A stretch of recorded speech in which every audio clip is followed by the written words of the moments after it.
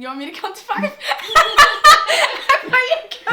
Hey guys, welcome back. It's your girl Nora. Eid Mubarak to everybody. I hope you had an awesome Ramadan. I sure did, alhamdulillah. Today I'm just gonna jump right into it again and talk about something that kind of stuck out to me all through Ramadan, but even Eid as well. And it's just the act of kindness and just the idea of being kind to everybody, your neighbor, your friends, your family, and even strangers. I'm gonna do that by sharing with you guys a story. I kind of shared it on Facebook a couple years ago, but it's just something that's so profound that it stuck to me, so I'm gonna share it with you guys today. So a couple years ago, my friend and I, Jerusha, shout out to you, we had an amazing opportunity and a privilege to go travel in Europe. I remember one particular instant was we went to Florence, Italy. We just had this idea one day, we're like, yo, let's go check out Rome. We're all the way here, we might as well go to Rome. And when you're staying at a hostel and you're traveling, a lot of times the travelers, share and exchange information, like hot spots, the do's and don'ts of each destination. Every single person we met was like, yo, when you go to Rome, you need to make sure that you don't carry any valuables that you don't need with you. Because, at terminal stations and in buses and trains, there's like a high level of theft that happens. So we left all of our valuables, like, our laptops and like huge cameras and everything at our hostel in Florence. But we took a little bit of change, to take buses, to eat food and all that kind of stuff. I, however, slipped my debit card in the back of my pocket because I'm always that old lady, like, what if something happens? What if we need more money? We had a phenomenal time in Rome. And then we went back to the train station once our day was done.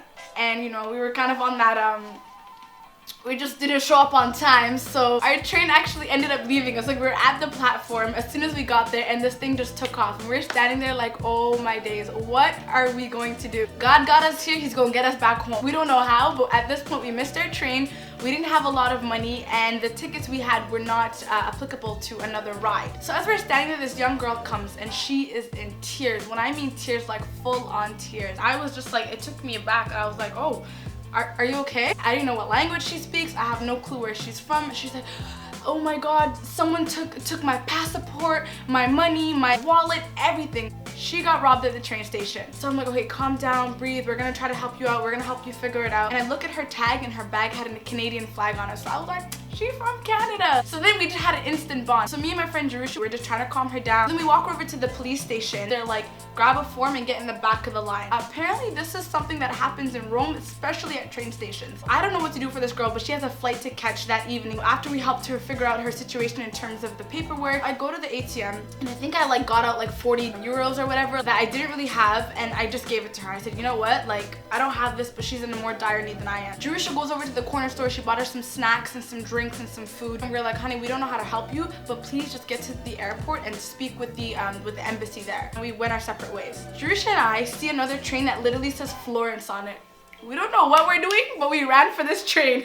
We ran for this train, and we sat down, and we're like sweating, we're like nervous, just so much going on. So I look at Jerusha, I'm like, yo, it's really hot here. Let's go sit over there by the air conditioning. So we move. The train attendant starts walking towards us. We're getting nervous. We're counting our chump change on the table. We don't know what to do. So the way it works is the train will start going, and they'll ask you for your proof of payment. And then if you don't have it, they'll give you a fine. So there's a couple next to us, and he turns to them first. We're all like, oh my God, looking for our chump change still. And then they're like, sir, wait, before you ask us anything, we have 4 tickets. We're only 2 people. Our friends are supposed to come, but they didn't make it, so they're not coming. Where with them? We're like, where with them? And then we just ended up talking to them, and I just kind of told them what happened really quickly. And they're like, of course, here, take the train ticket. The guy scanned it. He looks at us, and he's like, I guess today's your lucky day. We ended up getting on an express train. We got back home. We were able to help this Canadian girl in need who we don't know. When we got home, we were like, wow, like, God is good. What are the odds that's gonna happen? We did not have enough money even to pay for the extra ticket, and we did not have enough money to pay for a fine if we got one. So we were so thankful. All that to say is, when you're kind to others with no expectations in the return, the higher power, God, whoever you believe in, will always have your back, and good karma is true, y'all. I'm telling you, it's 100% facts. Please be kind to everybody, those around you, and good things will happen to you as well. I know that was a lot, but it's something I really had to share with you guys. So I want to say thank you for watching, and I hope you stay tuned. Please like, share, and subscribe if it's something that benefited you. Bye guys.